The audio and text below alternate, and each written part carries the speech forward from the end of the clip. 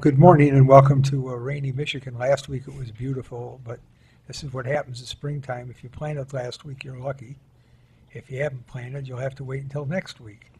Having said that, happy Mother's Day to all the mothers out there who are listening today. I hope you have a wonderful holiday. It's my privilege to have Nicholas Klaus with me today. Nicholas has been here before, but he is what you call a road warrior lawyer. Nicholas, how are you? I'm great. Thanks for having me. It's good to be back. Oh, would you tell everyone where your office is located?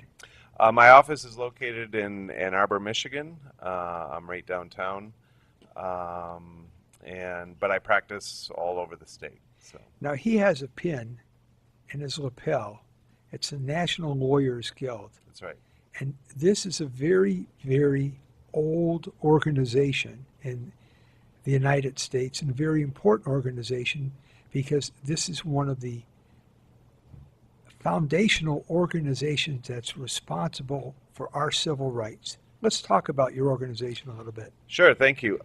So the National Lawyers Guild was formed in 1937. And the reason why we formed was at the time there was no other lawyer organization that was not racially segregated. So we formed to be a racially integrated bar organization and have been the legal backbone of every civil rights movement since. In that regard, I know you were down in Ferguson. I was And two times. yeah, Ferguson is in St. Louis County. That's correct. And having handled cases in St. Louis, there's a big distinction in being in the city of St. Louis and being in St. Louis County. Oh, yeah.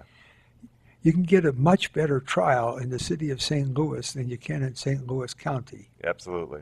And that's because there is no, for lack of a better term, disparate treatment in the city of St. Louis, whereas in St. Louis County, like in many other counties in the United States, including the county of Oakland, there's disparate treatment. Absolutely. And because of color, there seems to be something about color that brings out the worst in certain segments of our population. It's, for lack of a better way of explaining it, it's a lack of taking the time to realize that we're all the same. That's right. That's right. One of the issues that was going on in Ferguson that the U.S. Department of Justice at the time found out was that in Ferguson, for example, there were 14,000 residents while there were something like 18,000 active warrants. So, if you assume that 14,000 people, some of those people are babies, some of those people are grandmas and grandpas, and yet there were more warrants than the number of people there. And this shows that they're just using the people, criminalizing the people for the purposes of money. Yeah, let me give it to you in simple terms. I'll give you a scenario, and I won't change my mind on this when I get off the air. So, you've been drinking and driving, and you decide to fall asleep in your car, and you're in Ferndale or Royal Oak, parked next to the curb. Your engine's on, it's 2 o'clock in the morning, you're African American. Sure as God made little green apples, you're going to get arrested. That's right. If you're Caucasian, or maybe even Asian American, and you do the same thing, they're going to pound on the window, tell you to shut your car off, go to sleep, or they're going to say, who can we call to take you home and come back and get your car? Would you agree with me? I would agree with that, yeah. And that's where the problem starts and it never ends, because there's still disparate treatment going on in every segment of our population. And if you're out there and you want to comment on this, this is a good day because it's raining outside and you're not going anyplace right now unless you like to fish in the rain. I think a great example of this, too, is the way that different defendants are treated differently based on race as to gun crimes. Or the gun laws, rather. A great example is one that's been in the news recently, a case being handled by some National Lawyers Guild members, is the case of Suwatu. who was a black mother. Also at the We got a call already. Hold on here. sure. But I want to hear about the Well, Sawatu. Are we taking the call or? We'll take the call first. Okay. Good morning. Attorney, How are you? I love your show, Attorney. Well, thank you. Yes, you always bring out some great information to bring us, and your honesty, I'm loving it. Okay, well, Um, this is reality. are still going through times that we have gone through before Martin Luther King was in the fight. The more time changes, the more the game stays the same. It is now trendy for white folks to call the police on black people for falling asleep at the dorms, for sitting in a restaurant, and numerous things of you living a normal life. You're being called, police is being called, and they're coming in droves to intimidate people, and you're putting people in harm's way, people of color, that is. I agree with you. Like I Absolutely. said, the more things change, the more the game stays the same, and the hatred just continues to escalate. Oh, you haven't heard anything I yet. don't know what Listen, to say or do about it, but we as mothers have to always caution our children on how they walk, how they talk, and where they step. Thank you for taking my call. I will continue to listen. God bless you and have a happy Mother's Day. Thank you. Thank you. You just brought up a point. Before you tell the Sawatu story, I was Sure. just out in Rochester a couple of weeks ago, and one of my clients had a building. That's been a client of mine for 50 years, and normally I wouldn't be handling a zoning matter for him, but after 50 years of representing the family, he asked me to come out, and I was out there to Zoning Board of Appeal. With all due respect, Zoning Board of Appeal, there are a lot of nice people on that board. But when I drove to Rochester, brought to mind this poor kid. He knocks on the door Right. of someone's house out there. He's 14 years old, and he almost gets killed because he wants to get directions on the way to get home. Now, I don't know why anybody in their right mind, if you're African American, would want to live in Rochester, Michigan, or Clarkston, or Royal Oak, for that matter, because they don't want you there. And if you want to be there, that's fine. But in your right mind, if they don't want you there, you ought to find a better place to live where we love you and we want you. You come to Bloomfield Hills, we love you. I've got lots of neighbors who are African American. The chairman of our condominium association, he's African American. The vice chairman's African American. Because they appreciate having the relationships in the neighborhood with people, getting along with everybody. But when you go in neighborhoods where people don't want you, because there's some stigma associated with it, the light bulb should go on. Find a better way to live. Make your own neighborhood better. Make it a better place to live and be. What do you think about it? Well, go tell your story first. Well, first, if I could respond to the point that you're making, respectfully, I disagree to some degree, although I appreciate the sentiment. But I say, live wherever your heart desires, and if your neighbors or their police forces are giving you a hard time, give me a call, and we'll hold them accountable. But who needs the tyranny? Who needs the aggravation? That's That's what I'm right. talking about. I'm going to go spend $250,000 to buy a bungalow house in Royal Oak to get the wrath and indignation of my neighbors. I could spend $250,000 in Detroit and get a palace and be very happy. Hey, I agree with that. I mean, I feel nervous when I'm out in some of those areas. It's almost creepy and Stepfordish. But back to the Sawatu issue, that was a case where this woman's daughter was being threatened. Someone was trying to run down with their vehicle her daughter, and she had a legally registered pistol that she didn't discharge but brandished in order to ward off the threat, and did so. She was later charged and convicted of a felony gun crime and given a 2-year mandatory sentence. And this is something where if it was a white pregnant woman that did the same thing, we're going to get an entirely different result. Now, that's not necessarily the fault of the judge. It has to do with the juries, and it has to do with white people that see black people as a threat. And this goes directly to what you're talking about with regards to other things in the news where the woman was taking a nap in her dorm and had the cops called, or the two men were at the Starbucks and it made some white woman nervous, so she calls the cops. We have two more instances at the Waffle Houses. There's a boycott now of Waffle House for the same types of behavior where white people are threatened by black folks' presence and assume that they can just call the cops, and the cops are facilitating that racist fear, and it's really a shame. And I think we have a duty to call that out, and I appreciate your show for that reason, for giving us time to talk about that. Because things don't change; they remain the same. It's a horrible statement to make, but things like this nice lady pointed out remain the same. They do not change.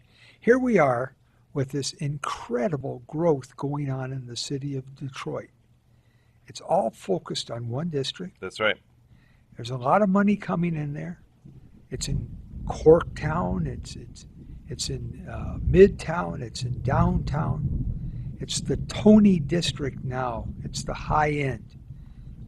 I mean, you see townhouses in the newspaper for $300,000 and $400,000. I mean, they're outpricing every other neighborhood. The point I'm making, it's not the lavish living that I'm talking about. It's the people that are coming to live there who do not have any respect or appreciation for the people who maintained and held the city. This is what really troubles me about it. I couldn't agree with you more. The fastest, people talk about jobs coming back to Detroit and this and that. The fastest growing job sector in the city of Detroit is fast food. But most folks with privilege, that is mostly white folks, have a problem with paying fast food workers and other service workers a living wage.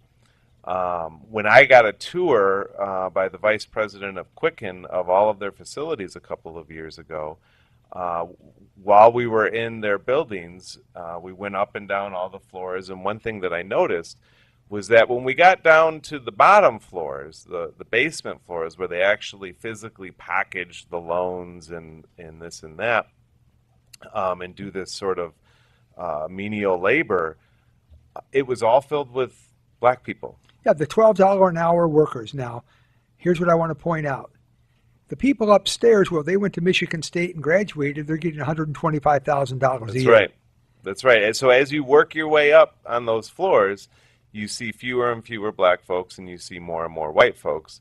And, this is Dan Gilbert and these oligarchs' modus operandi. I mean, that's what they do. That's why they're wiping out neighborhoods and turning off water. This was never about bringing everyone into the fold. This was about giving more to white people, and that's why you see Corktown and downtown and things like that. Well, it's distressing to me. It is really upsetting to me that this occurred. They build a new stadium downtown. They build a new arena for playing basketball. The average citizen can't afford a ticket to go watch a game that they like. Yeah. And this is what's really distressing to me. Come on, America. Let's participate. Let's level the field and give everybody a chance to participate. I'm not a communist. I don't want the same equal life for everybody. I want to give everybody an opportunity to participate. And this is what's wrong. And this is why your work is so important today in the law. Well, likewise. I mean, I agree with you. It's about equal opportunity, and that's clearly not the case where the Michigan Court of Appeals has ruled that the people of Highland Park, the children of Highland Park, do not have a right to literacy.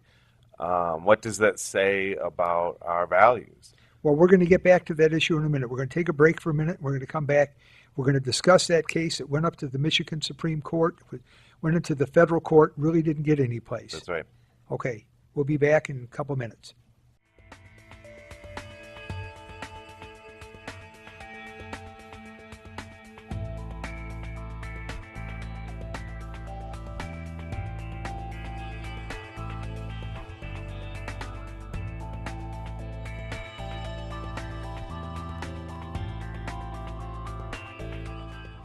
Are you in legal trouble?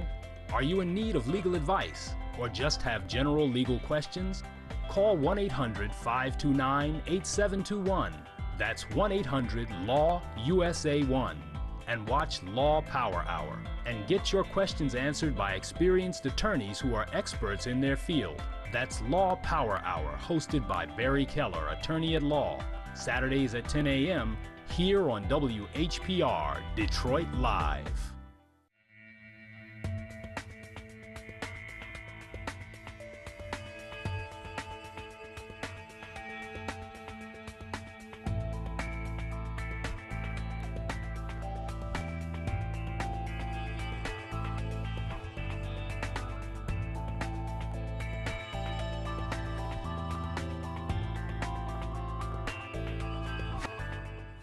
Okay, so this literacy case that was turned down in Highland Park, I want you to explain to our listeners what happened, because there is another literacy case pending again in the city of Detroit against the state of Michigan.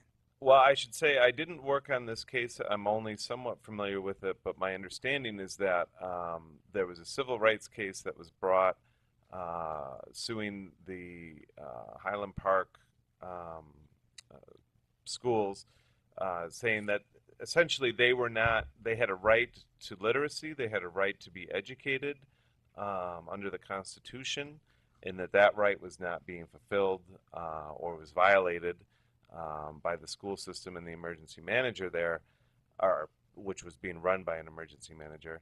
And it went up to the Michigan Court of Appeals, and the Michigan Court of Appeals said that they have no right to read, to learn to read, which in my view cuts against the notion in this country that everyone has an equal opportunity to succeed. Because how can you have an equal opportunity if you have no right to that opportunity? Okay, and I explained to you before the show started, or maybe I just mentioned, I have a friend who's an attorney. She has a program called Retooling Detroit about teaching children from kindergarten through the third grade to read, because they have to take their first MEP test in the fourth grade. Mm-hmm. And if they fail the MEP in the fourth grade, they get put into special ed, which is kind of ignorant. If you teach kids to read, they don't get put into special ed. And then they have their second test coming up when they're in the eighth grade. Consequently, we've got to get things moving forward.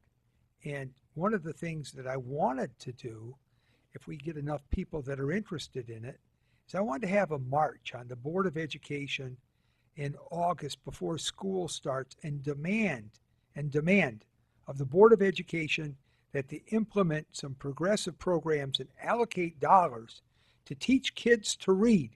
Because if you can't read and you can't do math, you can't go on and get a job. It's impossible to get a job if you can't read. Yeah, I mean that's a wonderful idea. In the city of Highland Park, for example, you have a school being run by an emergency manager who has no background in education, no real interest in education. So the problem is certainly systemic. Good morning. Hello? Hello? How are you? Hey, good morning. I just wanted to ask a quick question.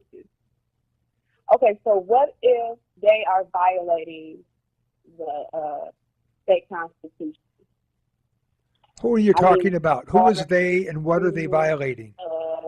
And in Detroit, they want the mayor to regulate the schools and how they want to basically take the public schools and turn them into charter schools, when the charter schools are the ones that's failing. But they want to put this narrative out as in Detroit students are not getting the actual education, like in the suburbs. Okay, well, so what does it mean? Well, what can we do if they are violating the city charter, the Michigan State Constitution, and the Constitution of the United States? first thing you have to do is you have to stand up and we have to organize and we have to get out there and let it be known how we feel. We just can't talk about it in our kitchens and talk about it on the air. We have to take a proactive approach. And if we want to organize, call me at 248-335.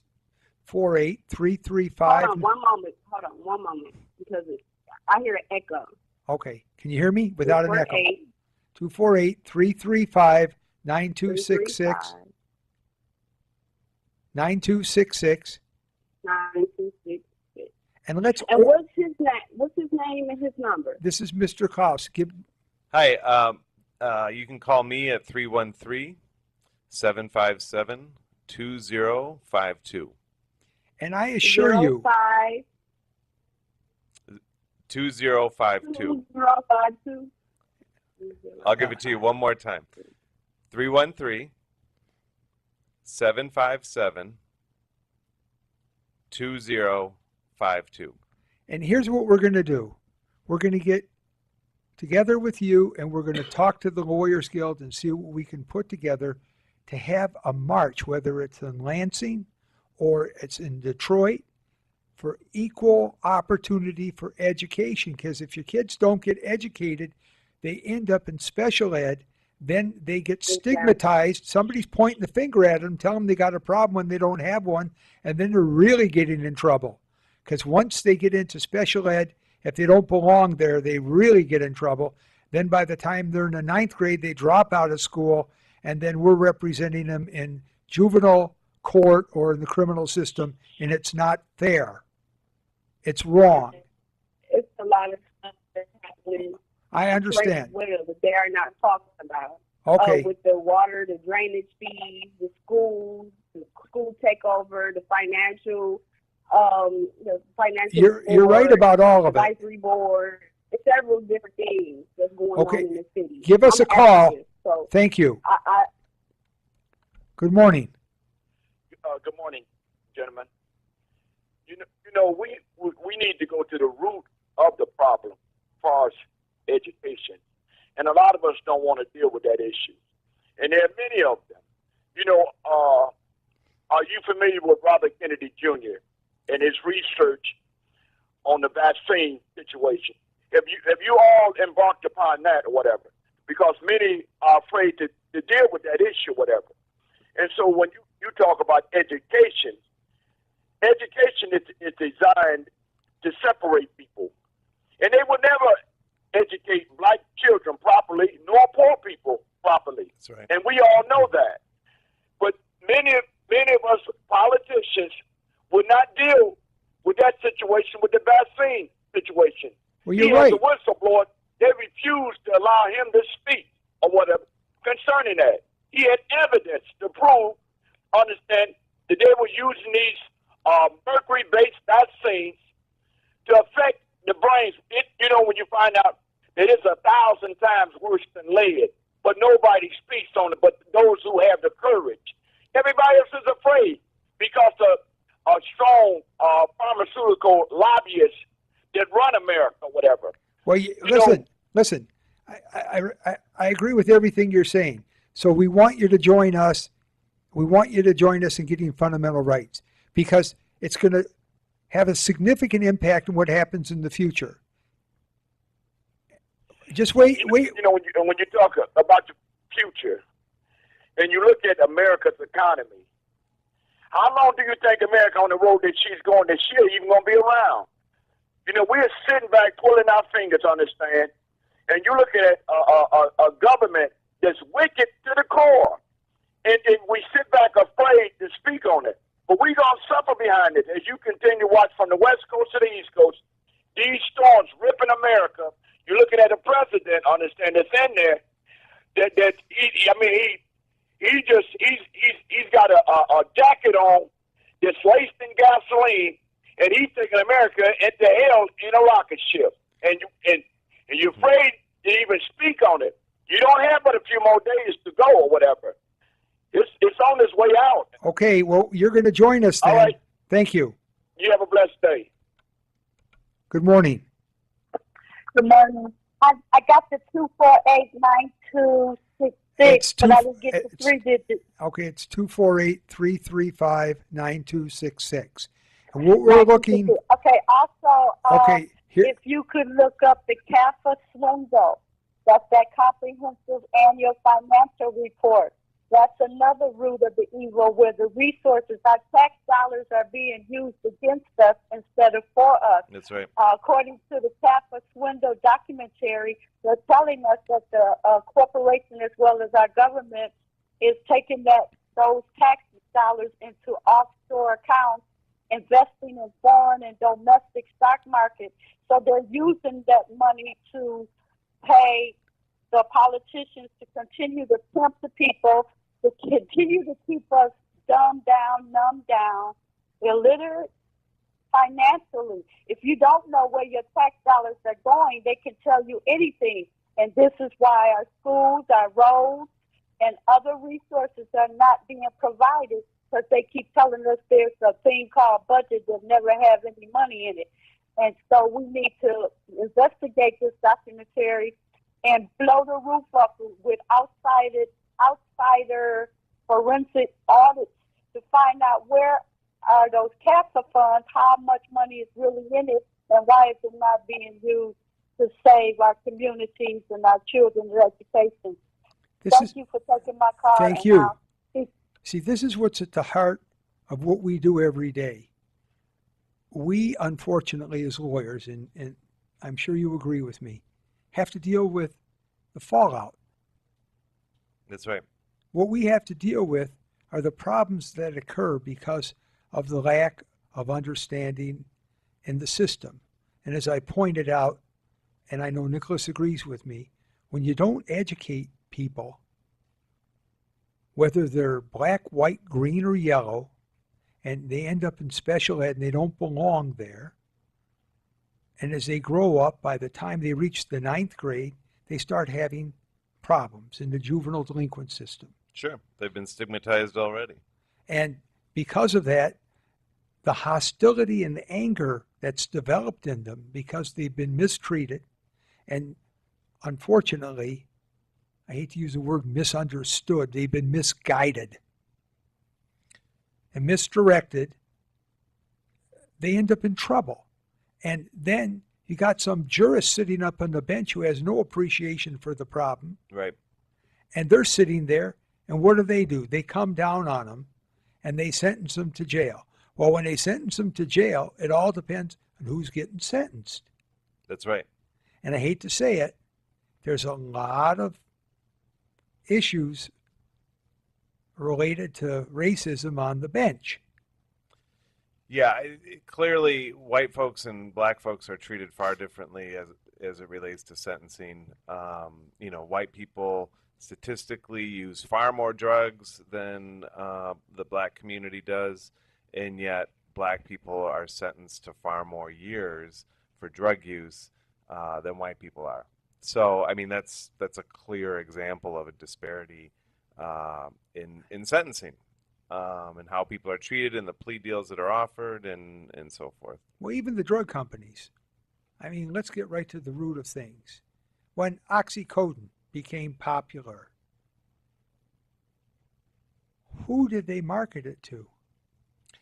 Well, who did they market it to? Come yeah. on now. Well, I mean, in large part to white folks, although, again, you have an issue where doctors are more inclined to prescribe stronger prescriptions for pain management to white people than they are to black people. Black people don't have the same access to pain management that white people do. But the pain management they have access to is dangerous pain management. That's right. Because they're overprescribed, and then when the doctors who've made tons of money at the expense of individuals who can't control their needs, I'm being respectful by saying they can't control their needs because it's like candy at that point. They've got to go in and get it. And the doctors are put out of business. The individuals go crazy. They don't know where to go. So here we go. We're going to pass new legislation, legalize marijuana, and just add another level of problems. Here we go. Good morning. Good morning. I hope you can hear me. I can hear you. I hope you don't think we've lost it up here. We're just real serious about what's going on. No. No, I just want to say I'm a senior and I'm in Detroit by choice. I love my home and everything. But twice last year, I was with a group of people at the restaurant in the Renaissance, and then once we went to the one on Broadway, the little something plates. We were discriminated. Obviously, they took us to the back of the room, and I was the one that said something because we had reservations and we had said we wanted to sit up in the front with the reservation.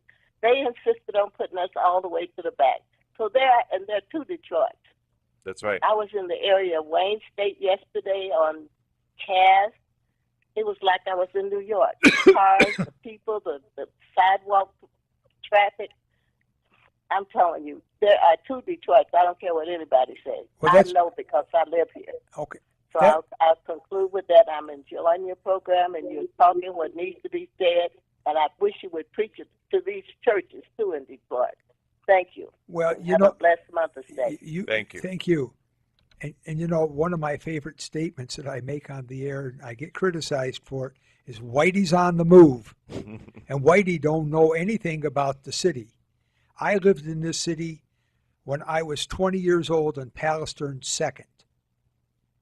And I used to walk to Wayne State University. Mm-hmm. So I'm familiar with the city. I've never divorced myself from the city. Neither of you. That's right. You went to school here? I did. I went to Wayne State for undergrad and for law school. So he knows what I'm talking about when I say Pallister. Oh, yeah. And he knows traveling under the underpass and everything Yep. else that's going on, Yep. walking through the neighborhoods. It's changed. Every yeah. time I open up the newspaper and I look at it, or I see one of these ads from one of these real estate companies, I can't mention them on the air because it'll sound like an advertisement. But it's not an advertisement. It's a sticker shock. Everything has become so expensive in the city. They push people out that have maintained the city and supported That's the right. city. And these are the people that are getting beaten up every day. Yeah, that's right. I mean, this is what Dan Gilbert did in, the Bedrock, his Bedrock company did in Capitol Park downtown, where they pushed seniors. He bought a building. He immediately pushed all the seniors out of the building. Then he bought the building across the street and said that he was going to wipe everyone out because he wanted to make an arts community. It was artists that were already living there. But they weren't the right artists. They weren't the people that he wanted. And now, after he's moved the seniors out of the other side, he created the Albert, jacked the rent up, 2-3 times the amount, and now it's a bunch of white kids that are living there. And we call that progress, I guess. I'm not sure why we call that progress. Doesn't sound like progress to me when we're treating people that way, but that's what the narrative is. So, Progress to me is going out into the neighborhoods and making the neighborhoods work. that's right. Like Rosedale Park is one of the most beautiful areas in the city of Detroit. That's right. And if you go beyond Rosedale Park over to the University District, it's another beautiful area. But if you go down the street in either area on Grand River, or if you go down the street on Livernois, it's decimated. Right. And it shouldn't be that way. We've got to fight back. We've got to put the city back together. Good morning. Dan Gilbert, that building that he took over right there by the park, Capitol Park, one of my seniors was living there, and I used to take care of him, and he got so sick I had to get his family to move him out so that he had 24-hour care. I got him out just in time because Dan Gilbert pushed those seniors out in That's the right. midwinter. Yeah. In like February, he pushed them out in the cold. And now the rent is about $1,300 for a one-bedroom, $2,000 for a two-bedroom. So you know that they did what they did. The price is out. Oh, yeah. Then Bedrock turned around and they bought this property on Trumbo and Canfield. And they told the residents, which were under HUD, were paying based on income. They pushed them out and told them their rent went up over $250. And when I did my research on who bought the property, it was Bedrock. Bedrock is an antenna of Dan Gilbert. That's right. Now I'm hearing that he's getting ready to tell the, I think it's Martin Luther King down there by Jefferson. Anybody close to that water, they better look out because he might want to move, gangster you out. But they told him that they can stay there a year rent free. But I'm hoping that they understand that rent free ain't free, because that means you better save up your money, because the day is coming when they're getting ready to mob them out too. That's right. Brush Park, another area where they mob the people out, got corporate welfare to build those stadiums, which was for football and baseball. They mobbed those people out. Dead bodies was coming up, and there's one person, Gwen Mingo, who's still fighting, the last person standing, still fighting to hold on to her property. She went to court, she won the case, and when she went back to court, the judge had amnesia and don't remember nothing. Right. So if that's not a classic, a book out of the gangster stories, I don't know what else That's to tell right. you. We're being demonized, criminalized, ostracized, and the list goes on. And somehow we have to wake up the masses, because they're using our wealth and our health Okay, well, to listen, gain empires for themselves. You're Thank you absolutely for taking right. my call. we're trying to wake up the masses by getting everybody to start with the kids. If we don't educate our children, and I'm going to reiterate this, if you don't educate the kids and move forward, starting with the children, and use the children as our vehicle for going forward, we as adults can't do it alone. We've got to do it in the name of our children. Well, I mean, I want to reiterate something that the caller pointed out with regards to the stadiums. That those stadiums were built with public money that is still being paid for by the people of the city of Detroit, and that's money that's not going to educate the children of the city of Detroit. Those were education dollars That's that right. ended up being right. used to build, what do they call that place over there? The Little Caesars Arena, the LCA, and Yeah, build the $600 million of public funds were used. Yeah. I think it's about $600 Yep. million, if I read correctly. Yep. And those were funds that were supposed to be earmarked for education. That's right. That would have gone to the general fund, which would have paid for education, would have paid for fire, would have helped stabilize the neighborhoods. But instead, we're giving that money to rich people so that they can take property from more poor people.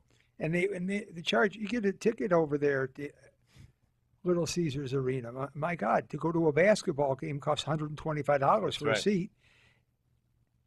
That's right. I don't know who can afford it. I can't. I can't, because if I go to one, I'm going to get a thirst for going to more. So I'm not going to any. That's why I That's right. can't afford it. Yeah. Good morning. Good morning again. You know, gentlemen, there's a book out. You were speaking about this marijuana situation. Well, there's a brother, a graduate from the University of Michigan, who went and done an in-depth research on what's behind all of this.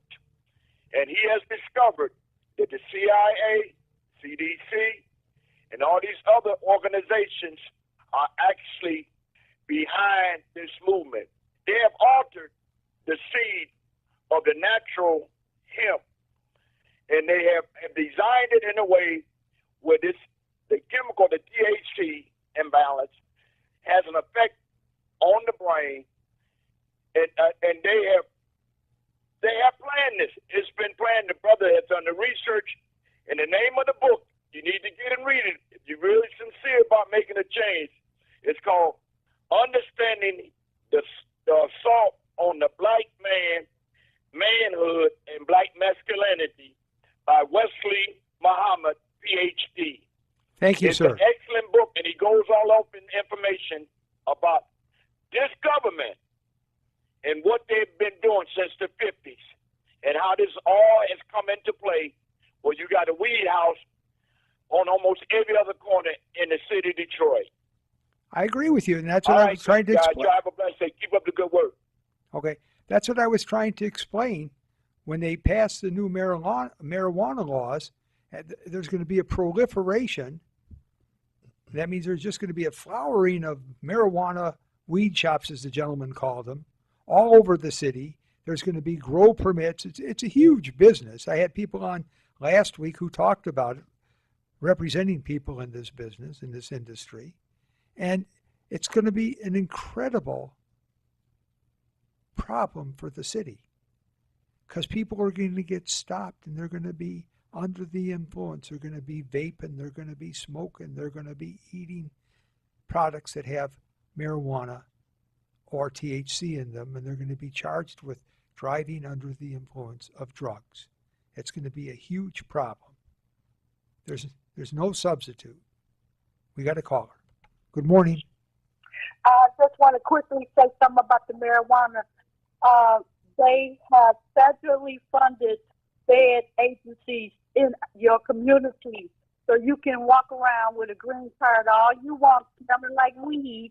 If these feds pull you over, they would do that forfeiture law where they take your car, they would take your house, and they would commit highway robbery and put you in jail. So I've been trying to tell people that I smell out there. I'm like, you need to be careful because they have plants in your community called federally funded agents. That's right. That could pull you over and take your possessions. I got my green card. Don't mean nothing because feds trump state laws. Yeah, that's right. And so also the Monsantos and Bayer Aspirin, they want to get into the industry now. Well, So we don't those mention who gonna corporations. Try to make it legal for a profit will be the very ones that will be poisoning your community because we already know that Monsanto is notorious for putting poison in the ground. Okay, Thank you for thank taking you. my call. Okay, first of all, just as a general comment, we try to avoid mentioning corporations on the air because one of the largest drug companies in the world has been experimenting with THC and has a whole variety of seeds that they're going to be putting out into the marketplace. We're going to be back in about 2 minutes, and we're going to talk about some of Nicholas's most important areas that he's working in today. Great. Thank you.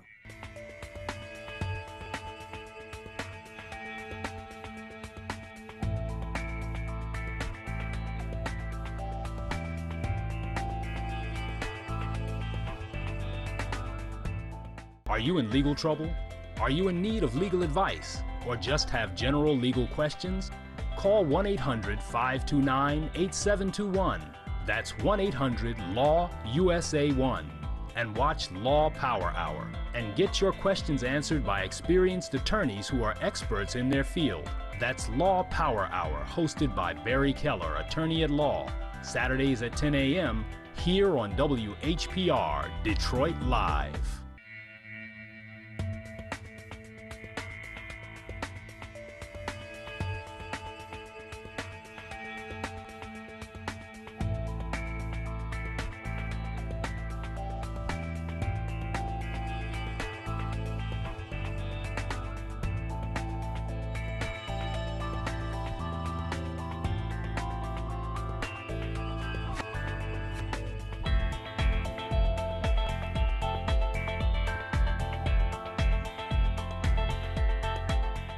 You know, Nicholas and I were talking off the air for a minute, and his area of the law, where he really represents individuals, and civil rights is really an important area that you must understand.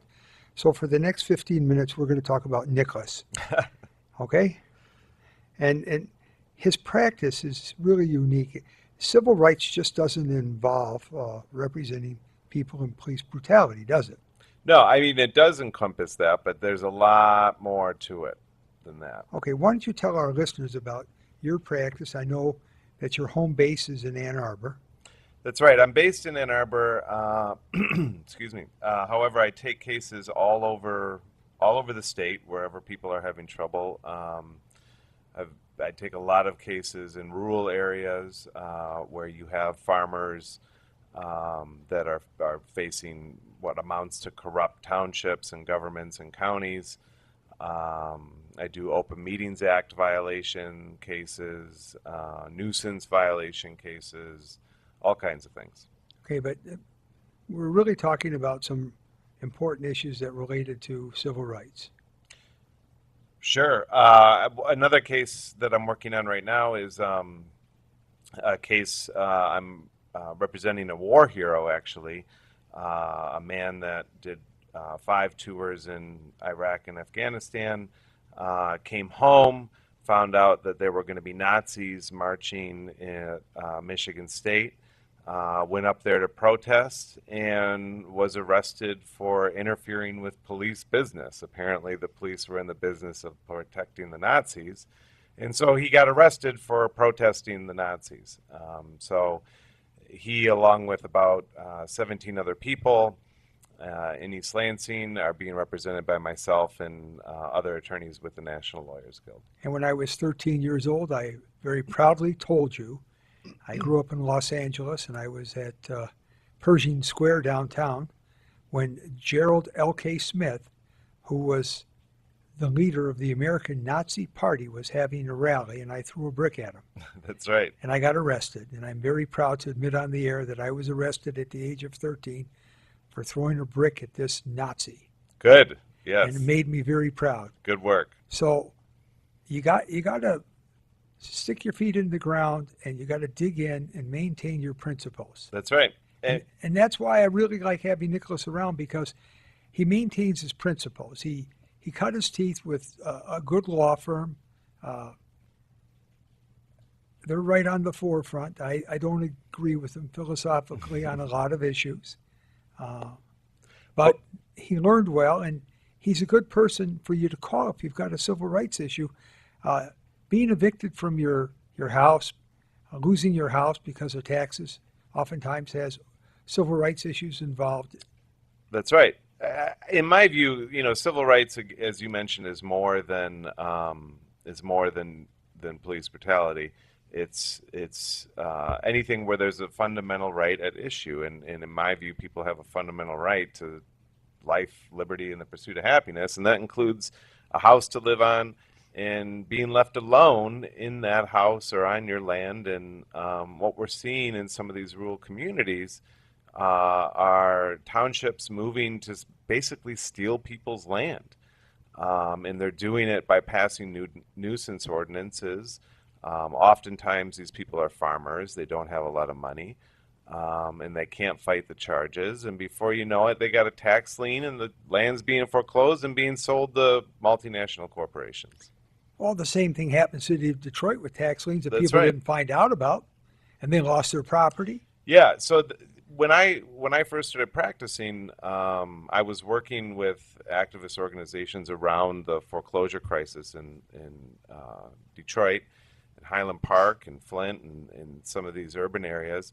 And then within the last year or so, what I realized, and I albeit admittedly late, was that the same things are happening all over the state. It's not just the urban areas, it's also the rural areas. So I try to avail myself and my services to people from all walks in all areas. It's big circle in terms of land grabbing. You have to understand, in 2008, when the economy tanked, there were high interest loans out there written by mortgage companies, and I won't identify one particular company because it's not fair, and people lost their homes because they couldn't pay these high mortgages. Now, why did they have high mortgages? Because they were going out and getting equity loans so that they could have more disposable income. They wanted to spend more money, so they got the hype. You got $100,000 equity in your house and it's worth $150,000, so you borrow on it. You get a second mortgage. What happens when you got the second mortgage and you can't pay it? You get foreclosed on. Should have gone to a bankruptcy attorney, discharge the second mortgage, which you can do in bankruptcy, by the way, and keep your first mortgage. You can actually do that. You can discharge your second mortgage, keep your first mortgage. So then they couldn't pay their taxes. Well, when they couldn't pay their taxes, they lost their homes. And when they lost their homes sat there idle. And all of a sudden I hear about auctions. You go on the land bank, you see all these auctions. Well, it's a joke. The house is left in the law on the auction now. Somebody's cherry-picked the neighborhoods already. That's right. They bought them in bundles. They bought them at $1,000 a time. Yep. You know that's true. Oh yeah. And, Yeah. and we know who bought them, so we won't want to mention any other names on That's the right. air. Okay. But the same people who did Brewery Park and these other areas, a lot of them bought That's right. these, and they cherry picked those. So if they'd get 1,000 homes, they'd find 5 or 6 that were 600 that were worth fixing up. They'd fix them up. The rest of them they let sit idle. That's right. And that's where the problem lies. You can't live in a neighborhood with broken down homes around you. That's another area that we have to concentrate on. Sometimes I decide to take a ride down Grand Boulevard. So I go from one end of Grand Boulevard all the way to the other end of Grand That's a Boulevard. fascinating ride. And I start, and y'all ought to do this on a nice day. I start over at Belle Isle, and I cut around by the Packard plant, and I come across in front of the Fisher building, when all of a sudden they're selling condominiums over there because nobody paid attention to the building for $500,000 and up. And you keep on going down the boulevard, and you go all the way down the other end. Well, there's a lot of vacant green areas in there. Those areas are not football fields. People used to live there. Right. They have to live there again. The problem is simple. In order to build a house today, it's a very expensive proposition, whether it's 1,000 square feet or 5,000 square feet. It still costs lots of money because the building costs today. So we have to figure out a way to get subsidies from the government to repopulate these areas, to put people back in these areas who rightfully deserve to live in these areas. And that's part of our fight. So if you don't go to people like this young man sitting next to me, like Nicholas, when you got a problem, and stand up for your rights to protect your property, you're going to have no rights left. That's right. That's right. We all have a duty to stand up for our rights and the rights of our brothers and sisters, our friends and neighbors. We have to stick together in that way, and we have to advocate for one another's rights. Otherwise, it's all going to come crashing down. And it has a spiraling effect. It does. Because when it comes crashing down on one family, it crashes down on the entire family unit. That's right. Or the entire neighborhood, or the entire community, or the entire city, and so on and so forth. And these issues, well, they certainly seem not to be related to the law. They're all related to your civil rights. That's right. Because the most important civil right of all, next to your right to speak, are your property rights. That's right. That's where your rights actually arise from, are your property rights. Right. And I know I got that smile there from you, because if you didn't have your property rights, which we go way back to the Magna Carta, Right. we would have no rights at all. That's right.